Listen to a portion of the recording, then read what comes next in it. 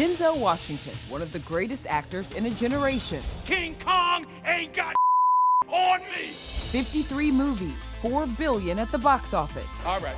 And 5 decades of Denzel with E.T. behind the scenes. You're walking on our shot. You got to get off the set. And unseen interviews. Denzel Washington can take it. From his St. Elsewhere start to his rise to Hollywood titan. I don't care if you like each other or not. His life before he was a 2-time Oscar winner. Is this true that you had a job as a garbage man? And you can't get the smell off you. And why you've probably been saying his name wrong this whole time. My name's actually Denzel. It is not. Yes, it is. Plus, what's still on his list to accomplish? People say, what's your favorite film? I say my next one. Entertainment Tonight presents E.T. Vault Unlocked, Denzel Washington. Better late than never, right? King Kong ain't got nothing on Denzel Washington. Welcome to Entertainment Tonight. We are unlocking all, and I mean all, our moments with the Hollywood GOAT. It's been a magical ride. You know, I just try to work hard and stay humble. Denzel, in a word, electrifying. We didn't land on Plymouth Rock. Plymouth Rock landed on us. There will be a nuclear holocaust beyond imagination. That's one reason that after 4 decades, his 53 movies have grossed over $4 billion worldwide. How does he do it? I don't look back. I mean, people say, what's your favorite film? I say my next one. I've never had to party with the right people or stab anybody back or lie or cheat or steal to be where I am in this business, and I'm proud of that. I work hard at it, and that's it. Grit and good looks. People named him 1996's sexiest man alive, while the New York Times called him the greatest American actor of the 21st century. I'm drunk right now because I'm an alcoholic.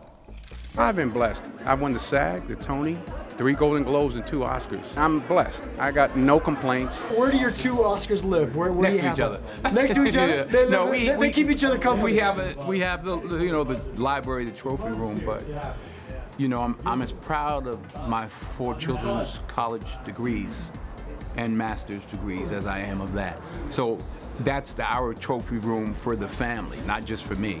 That generous spirit is why Denzel's been a spokesperson for the Boys and Girls Club since 1993. Why do you give so much of your time and money? That's what I've been put here to do. I mean, you can't take it with you. You know, you'll never see a U-Haul behind a hearse. So it's what are you gonna do with what you have?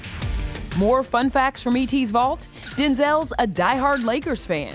I've had seats since '84, but I've had floor seats since I think '91. Back in 2009, Kev kept one warm while Denzel rushed over from a premiere. And you know where I've been sitting?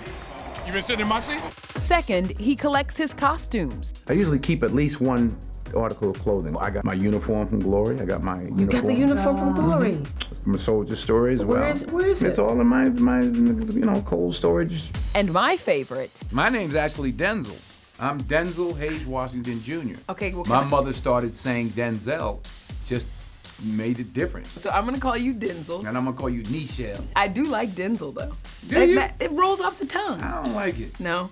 Okay, I'll go back to Denzel. Thank you. But before the world knew him as Denzel, he was just a kid from Mount Vernon, New York, not even allowed to watch the kind of movies he makes now. Father was a minister, King of Kings, 10 Commandments, on a good day, 101 Dalmatians. That was it. His parents split when he was 14. I remember my mother and father bumping heads over the wattage of the light bulbs because he's trying to save money, and she wanted us to go to college. Denzel did go to college. He played basketball and football at Fordham University. He graduated in 1977, but before that... Is this true that you had a job as a garbage man? Yes. Garbage man taught me I need to go back to school. Young buck that I was, I'm thinking I'm gonna empty all the garbage in one day. The next day I was like, I couldn't close my hands, my forearms. And you can't get the smell off you. Is it true you wanted to be a doctor instead of an actor? I started off studying biology, yeah. And I took a course, chordate morphogenesis. I couldn't even spell it or say it, more or less pass it. So, you know, you go to college and you're supposed to become a doctor or a lawyer because you know, I didn't know what I wanted to do. I went from the sciences to political science to journalism to the theater. Thank goodness St. Elsewhere came. Yeah. I feel St. Elsewhere is as good a television program as 90% of the films that I seat. We first met a 29-year-old Denzel in 1984 when he was donating blood alongside his St. Elsewhere co-star Mark Harmon. Denzel Washington can take it. He can take it. And talk about full circle. As Denzel played a doctor on TV, we were there as he got his first of 3 honorary doctorates. When you think of being doctor now, Dr. Washington was it? Well, I've been Dr. Chandler before in St. Elsewhere. I told everybody now they're gonna have to call me doctor. My wife's gonna have to call me. Nah, it's fun. It's just an honor. Fast forward to 1987, Denzel received his first Oscar nomination for Cry Freedom. Better late than never. But Denzel wouldn't take home Oscar gold until 2 years later. Denzel Washington in glory. What did Sally Field say? You like me? I mean, I don't like to stay in the same place. That meant being high above the ground, doing his own stunts in Ricochet. Yeah, you want to do your job until you get up there and you go, oh man, what am I crazy?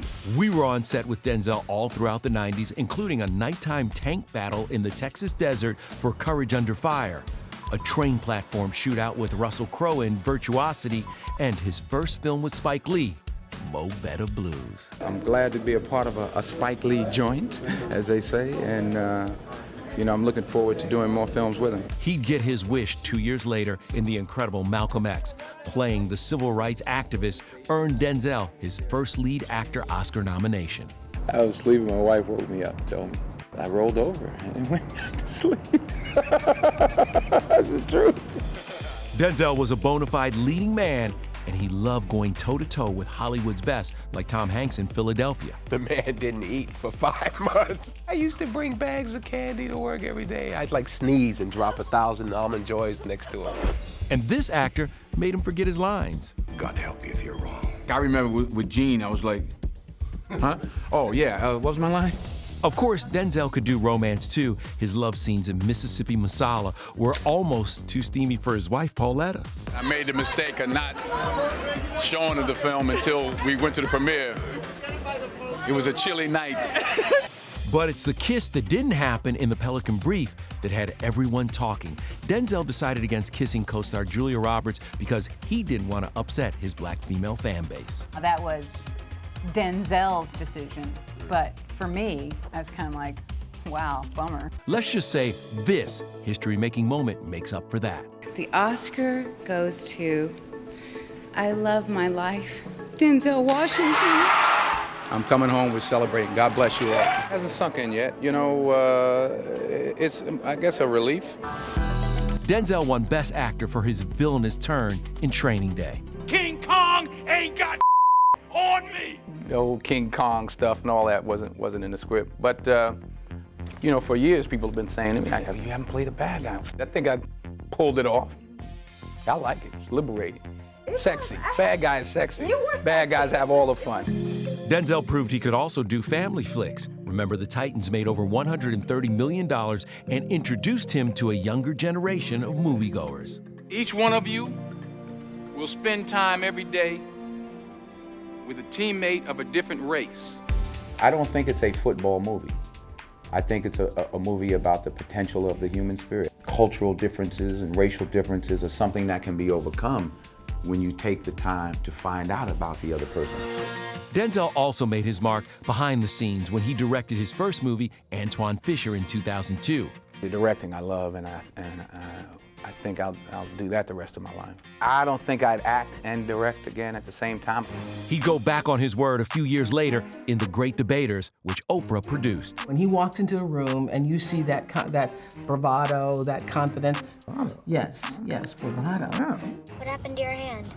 It's a birth defect. No, it's not. Denzel was the perfect mentor for 9-year-old actress Dakota Fanning in Man on Fire. He's one of the best actors in the world, and I felt so lucky to be able to work with him. I'm impressed with her as a person, as an actor as well. The pair would reunite 20 years later for The Equalizer 3. We spoke with Denzel about prepping for the role the first time he played Robert McCall. I've been boxing for years. I was a vegetarian for 3 months. But I started working, 5-6 months out with the martial art / stunt guys. And I kept that up. Now, we are in the little town of Carrizozo, New Mexico. That's Denzel Washington. You're walking in our shot. You got to get off the set. I can't believe you He's got to get up this set. What are you doing? I got to see Denzel's toughness up close and personal on the set of his 2010 blockbuster, The Book of Eli. Have you seen any of your fights? I fight 15 guys. Hold on, you're doing the fight yourself. Denzel continued the action. He saved an entire city from a runaway train in Unstoppable and took a direct hit from co-star Ryan Reynolds in Safe House. I got like a black eye. Ryan headbutted me once, but it was an accident. Yeah, I gave him a black eye, and I do not feel good about that. Then we saw his funny side in Two Guns with Mark Wahlberg, his first comedy since 1990. Yeah, I said, okay, this is a good opportunity for me. He also learned a new skill for his first Western, The Magnificent Seven. I had to ride. Yeah. So I got used to my guy. I'd walk him around, I'd feed him, bathe him, you know, and there's a trust. But there's no trust like the one on stage, and Denzel put all of his in Viola Davis for their 2010 Broadway revival of Fences. They both won Tonys. It's a dream come true. 35 years ago, I started with Eugene O'Neill's The Emperor Jones, and in hopes that one day I'd make $650 on Broadway. And here I am on Broadway in a great play with the best actors and won a Tony. The pair reprised their roles for the big screen in 2016, earning Denzel his first SAG award. For them to say, hey, we recognize and appreciate what you did, I'm really moved. Imagine receiving a letter that your tuition for that summer was paid for and that your benefactor was none other than the dopest actor on the planet. There is no Black Panther without Denzel Washington. Denzel Washington giving you advice, that's the type of advice that you will take, but it's the moments that you have in life that you always remember. He's always been a mentor for me. Denzel's always one of my first calls when stuff's not going right. Not only is Denzel the great Hollywood mentor, he also helped cast some of our favorite stars in iconic roles. Denzel, thank you for your kindness. Thank you for your generosity in championing me when you did not have to. I'm so grateful. He took it out of the kindness of his heart to call Baz, and eternally grateful to him. Ain't that right? I was a clerk. I was a sales clerk. I was working in the store. Denzel showed up, and I found out he was coming to let me know that he hired me as Antoine Fisher in the Antoine Fisher movie. To finally be on set with him, seeing his process, see how he breaks down character in scenes was truly something special and lessons that I'll take with me for the rest of my career, the rest of my life. You will be fired. You're breaking up. Denzel keeps things close to the vest, and it's not like he was telling me, you know, kid, I did recommend you, and I only found that out a couple days ago. It's a big honor. I'm like this proud papa sitting there. Look at you. I love seeing other people do well. That gives me great joy. He definitely is a giver. Now, something else to love about Denzel, his ride-or-die relationship with his wife, Pauletta. You and Pauletta, fortunately, it's such a wonderful Hollywood love story. You met, you were both actors. Right. You acted together. We met at a party, and then the next night we happened to be at the same play. I always said she set me up. The year was 1977 when 22-year-old Denzel first met 26-year-old Pauletta on the set of his first TV movie, Wilma. After that, it gets easier. You'll love it. You'll have a great time. Denzel knew Pauletta was the one way before she did. He proposed 3 times before finally getting a yes. How did you pop the question?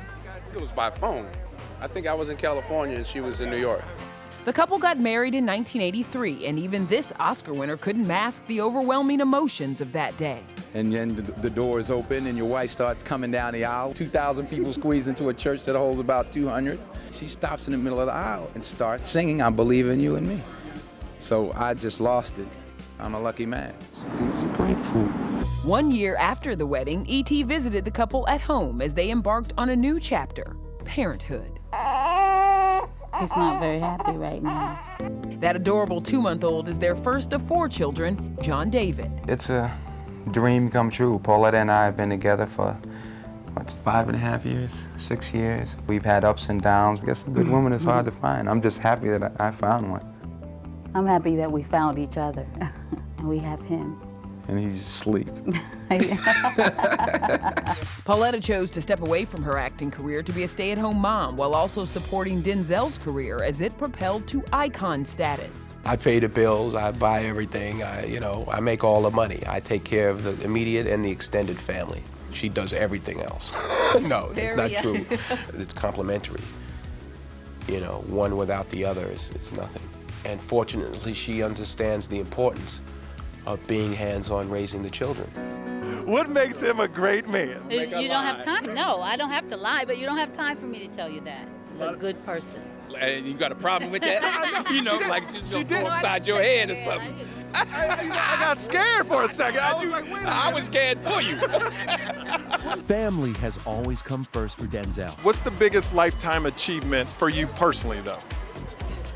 His 4 children. Big now, are you proud of your dad? Yeah, most definitely. Most definitely. I'm proud of him, really. And he's better dressed than I am, too. From premieres to his hand and footprint ceremony, Denzel's kids show up in full support. Push him hard. We're always together no matter what we do. You know, good times, bad times, we stay together. And like every other dad, Denzel had to deal with all the usual teenager stuff like dating. Boy, I tell you, I'm scared with the daughter. That's scary. I'm like, get the shotgun and the shovel and don't be afraid to use either one. With my oldest boy, I told him, I says, look for someone like your mother. All 4 kids now work in Hollywood. John David played professional football before he scored his first big role in Ballers. I ain't talking to my father. I mean, he didn't even know I was auditioning, and I'm trying to build my own name. They didn't know I was related to him. Because if you lead with that, then they're like, oh yeah, his father gave him the job. I didn't give him nothing.